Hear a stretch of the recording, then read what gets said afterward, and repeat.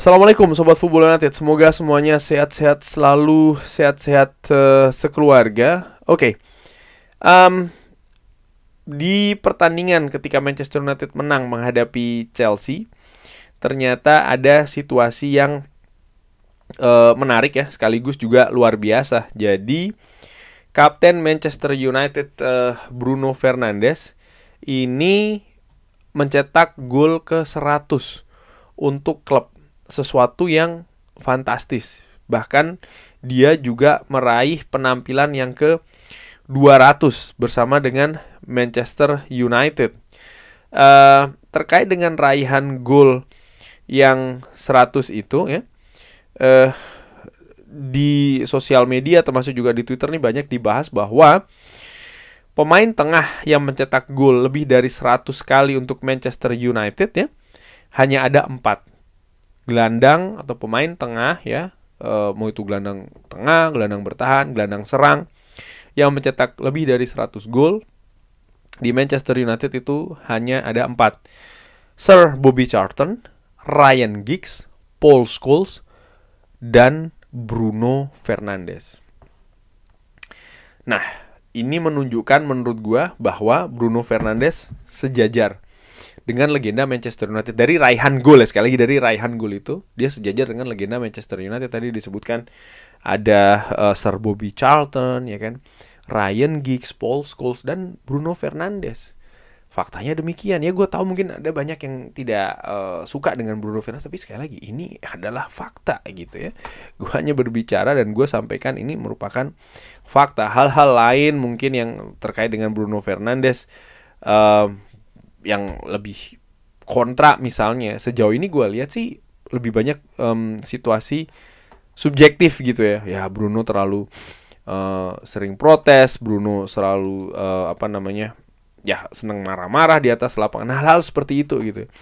Bahwasanya kapten-kapten Manchester United yang lainnya pun juga pernah gitu, ada yang memiliki karakter yang menurut gue dalam tanda kutip ya gue katakan unik lah ya, kurang lebih seperti itu. Nah, di artikel The Athletic ini juga membahas, ada sebuah artikel ya yang membahas terkait dengan Bruno Fernandes nih, yang ingin gue angkat sedikit di video kali ini, sekaligus juga membicarakan terkait dengan kekhawatiran gue sebenarnya, terutama untuk musim ini. Ditulis oleh Carl Anka dan juga Conor O'Neill. Ada pesepak bola yang suka sepak bola, ada pesepak bola yang mencintai sepak bola, lalu ada pesepak bola seperti Bruno Fernandes yang tampaknya hidup dalam sepak bola. Ini adalah akhir pekan yang tak terlupakan bagi kapten Manchester United yang mencetak golnya yang ke-100 untuk klub tersebut dalam pertandingan Liga Premiernya yang ke-200 saat memakai seragam Manchester United. Setiap gol itu penting, momen apapun tidak penting, kata pemain berusia 31 tahun itu.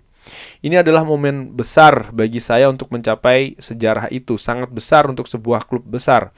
Saya sangat bahagia, saya tidak akan menyembunyikannya. Itu bukan sesuatu yang saya coba capai ya ketika datang ke klub ini. Saya hanya ingin melakukan yang terbaik yang saya bisa. Bruno Fernandes saat ini telah menjadi mercusuar bagi Manchester United masa kini. Mercusuar penting dan bersinar yang telah membawa kelegaan bagi para penggemar dan juga rekan satu tim, dan banyak manajer atau pelatih yang datang yang sejak kedatangannya ya pada bulan Januari tahun 2020. Ketika tim menghadapi masalah taktis, seringkali gelandang internasional Portugal ini yang harus menyelesaikannya. Selama 5 musim penuh dan sebagian dari 2 musim lainnya, ia telah mencetak gol, menciptakan peluang bagi rekan satu timnya, dan juga berusaha memimpin permainan yang lebih menekan, lalu mencoba membangkitkan semangat klub yang terpecah belah. Seorang pemain yang telah bagaimana ini cukup kebal ya terhadap situasi yang tidak bagus di situasi keadaan sepak bola klub, terutama setelah pasca 2013. Ia telah memeras lebih banyak kreativitas dari serangkaian skuad yang kurang optimal di sekitarnya daripada yang seharusnya. Ketika seorang melihat 12 tahun era pasca Sir Alex Ferguson, ada Bruno Fernandes dan kemudian muncul yang lainnya. Lalu di sini diberikan bagaimana Bruno Fernandes ini terus konsisten ya dengan atribut gol untuk Manchester United.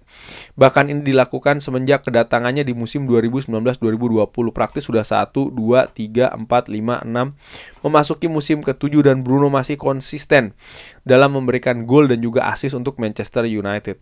4 penghargaan terbaik tahun ini di tahun 2019-2020, 2020-2021, 2023-2024, dan 2024-2025 bersama dengan 13 penghargaan pemain terbaik bulan ini untuk Manchester United ya, menunjukkan bagaimana penting dirinya di lapangan.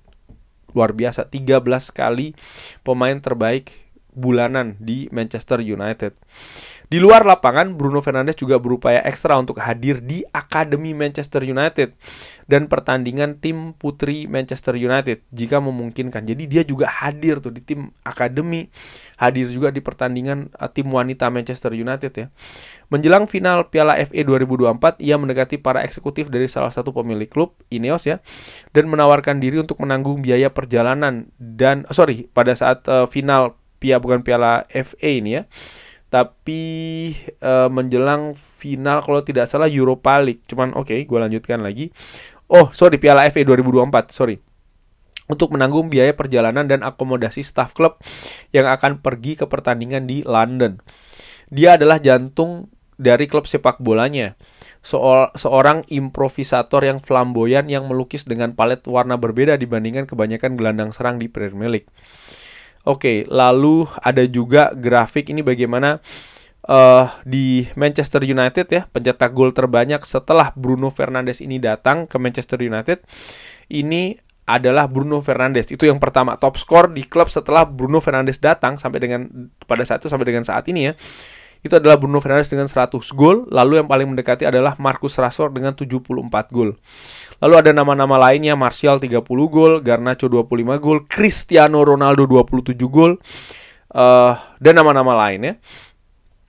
Karena ada cukup banyak namanya, tapi yang jelas ya menunjukkan bagaimana setelah Bruno Fernandes datang ke Manchester United ini ya, dia memang menjadi andalan bahkan dalam urusan mencetak gol secara langsung untuk Manchester United dari Bruno Fernandes ya.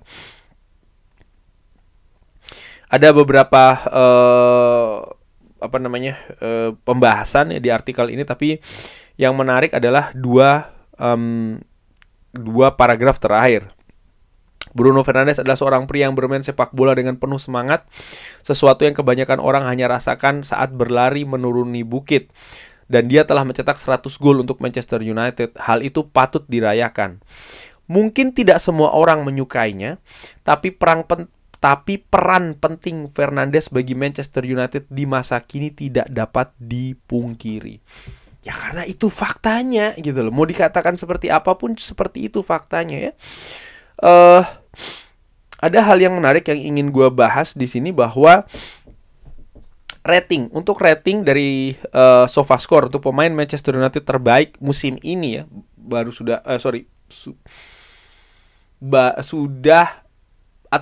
pertandingan ya kan di Premier League.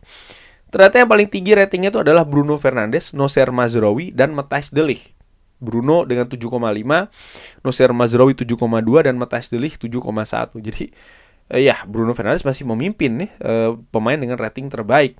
Dan 3 pemain ini menurut gue salah satu atau tiga-tiga ini adalah pilar penting sebenarnya sampai dengan sejauh ini permainan Manchester United di atas lapangan. Bruno Fernandes, Mazraoui, dan juga Matthijs de Ligt.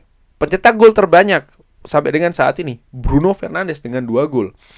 XG terbanyak Manchester United sampai dengan saat ini 2,75 ya rata-ratanya. Bruno Fernandes ya. Baru setelahnya ada Mbeumo, lalu ada Ahmad di posisi ketiga. Expected assist, Bruno Fernandes ada di posisi kedua di belakang Bryan Mbeumo. Dan untuk mencetak atau untuk kontribusi gol plus assist musim ini, Bruno Fernandes paling banyak. Total shots terbanyak per pertandingan musim ini, Bruno Fernandes mendekati peringkat ketiga setelah Joshua Zirkzee dan Bryan Mbeumo. Shot on target per pertandingan ya, Bruno Fernandes ada di posisi ketiga di belakang Matheus Cunha dan Bryan Mbeumo. Akurasi passes per pertandingan yang paling tinggi adalah Bruno Fernandes. Key passes atau umpan kunci tertinggi per pertandingan ya. Key passes per pertandingan tertinggi ada pada Bruno Fernandes sampai dengan sejauh ini. Tackling terbanyak per pertandingan, Bruno Fernandes ada di peringkat ketiga setelah Dorgu dan Nocer Mazraoui. Interception per pertandingan, ini nggak ada Bruno Fernandes. Tapi yang ingin gue sampaikan adalah begini, dan ini sekaligus juga kekhawatiran gue ya, bahwa fakta Bruno Fernandes masih menjadi elemen yang sangat penting bagi Manchester United musim ini. Ini menunjukkan betapa vitalnya Bruno Fernandes ya, faktanya seperti itu. Dengan segala mungkin kontroversi ataupun beda pendapat dan lain-lain, sekali lagi Bruno Fernandes masih menjadi pemain nomor 1 paling vital di Manchester United. Bahkan mungkin the best player bagi skuad Ruben Amorim di atas lapangan. Tapi ini sekaligus juga menurut gue menjadi sesuatu yang mengkhawatirkan gitu. Bagaimana skuad Manchester United ini masih sangat bergantung pada Bruno Fernandes. Dengan segala sistem yang tidak sama atau bahkan sistem yang baru ya, termasuk juga turunannya berupa formasi dari Ruben Amorim, Bruno Fernandes masih memegang peranan yang sangat penting. Dan gue lihat ya sampai dengan sejauh ini ada dilematis gitu, masih terjadi dilematis bahwa ketika Bruno ditampilkan di gelandang tengah, gelandang serangnya, kreativitas di lini depan mengalami penurunan. Tapi ketika Bruno tampil didorong sedikit lebih ke depan, lini tengahnya termasuk juga lini tengah yang lebih ke dalam ya, ini juga memiliki masalah gitu. Dan kalau gue lihat dari ketika pertandingan menghadapi Chelsea, ketika Bruno lebih didorong ke depan, menyisakan satu gelandang ya, yaitu adalah Casemiro. Bagaimana solusi dari Ruben Amorim adalah dengan mendorong Matthijs de Ligt lebih ke depan lagi. Pada saat itu lebih banyak berhasilan, tapi tetap ini mengkhawatirkan karena kalau Matthijs de Ligt lepas ya langsung pemain lawan akan berhadapan dengan lini belakang Manchester United, center back yang tinggal 2 itu gitu. Maksud gue begini, ini tidak bisa dalam tanda kutip dibiarkan. Bruno Fernandes harus diberikan partner gelandang yang lebih mumpuni di Manchester United untuk sistem konsep bermain yang ingin dikembangkan di klub. Untuk Bruno Fernandes apakah lebih baik tampil di tengah atau didorong ke depan ya? Menurut gue sejatinya posisi terbaik Bruno Fernandes itu adalah di belakang striker. Seperti ketika dia datang di zamannya Ole Gunnar Solskjaer dan ketika dia dimainkan di zaman Ole Gunnar Solskjaer setelah di zaman dari Erik ten Hag. Menurut gue disitulah posisi terbaik dari Bruno Fernandes. Walaupun dia juga bisa bermain di posisi gelandang.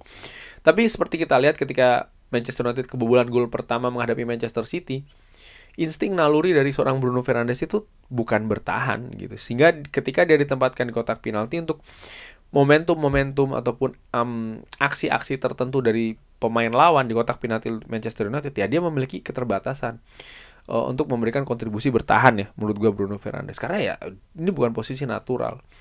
Nah, bagaimana kalau dia didorong lebih ke depan gitu?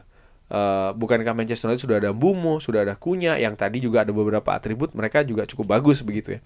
Ya menurut gue kalau seandainya memang konsep bermain Amorim di gelandang serang ada Mbumo dan juga Cunha, ya mungkin Bruno Fernandes tetap di tengah tapi lebih didorong ke depan. Sehingga satu gelandang yang disisakan ini menurut gue kualitasnya juga harus premium gitu. Dan sampai sejauh ini di skuad Manchester United gue belum melihat ada pada Kobbie Mainoo misalnya gelandang itu, atau pada seorang Ugarte atau bahkan Casemiro sekalipun. Jadi memang Manchester United harus mendatangkan gelandang baru menurut gue di sana. Nah, terkait dengan pendapat misalnya sistem dari Ruben Amorim ini tidak cocok bagi Bruno tidak cocok bagi sistem Ruben Amorim. Dari angka-angka, dari situasi-situasi fakta yang tadi disampaikan ya, bukan oleh gua tapi oleh SofaScore, oleh The Athletic, nampaknya tidak demikian gitu. Karena kalau dia tidak bagus, dia tidak bisa mengakomodir sistem ataupun juga permainan individunya dia, angka-angka tidak akan menunjukkan seperti itu sih. Sesimpel itu menurut gue. Tapi ketika angka-angka dan data ternyata menunjukkan bahwa kontribusinya masih sangat tinggi, ya berarti sistemnya bisa mengakomodir dan dia pun juga bisa beradaptasi. Tapi mungkin ada pada situasi yang tidak optimal sehingga dia tidak bisa bermain di kapasitas tertinggi. Maksud gue contohnya adalah ya ketika dia ditampilkan di gelandang tengah yang harus turun terlalu banyak ke dalam. ke daerah pertahanan Manchester United gitu. Lain ketikanya dia tampil di tengah tapi dengan fungsi yang lebih banyak didorong ke depan. Seperti kurang lebih di awal-awal babak kedua pertandingan Manchester United menghadapi Manchester City, atau seperti ketika Manchester United menghadapi Chelsea, mayoritas di babak pertama ya, bagaimana Bruno luar biasa sih menurut gua perannya, terutama di lini serang Manchester United, termasuk juga di daerah tengah gitu loh. Tapi balik lagi, ini hasil yang sangat luar biasa seperti disebutkan di The Athletic ya. Pencapaian 200 penampilan bersama dengan Manchester United di Liga Premier Inggris, serta fakta bahwa Bruno bisa mencetak 100 gol, membuat dirinya sejajar ya dengan gelandang-gelandang elit, dengan gelandang-gelandang legendaris dari klub Manchester United. Gua kadang membayangkan ya, kalau Bruno Fernandes lahir lebih dulu dan masuk di tim Manchester United di zamannya Sir Alex Ferguson, di mana pada saat itu Manchester United sempat ada periode mencari pengganti dari seorang Paul Scholes. Mungkin periode kejayaan dari Sir Alex Ferguson bisa sedikit atau bahkan lebih banyak ya, lebih panjang lagi dari apa yang sudah diraih selama 26 tahun. Kurang lebih seperti itu. Gue bisa jadi salah, tapi itu ya semacam kayak fantasi gue lah ya, atau ya katakanlah bukan impian sih, tapi ya pengandai-andaian saja ya, secara ringan amatiran. Kurang lebih seperti itu. Bagaimana menurut Sobat Football United? Seperti biasa silahkan drop di kolom komen. Terima kasih sudah menyaksikan. Jangan lupa like, share, dan juga subscribe. Wassalamualaikum warahmatullahi wabarakatuh. Thank you.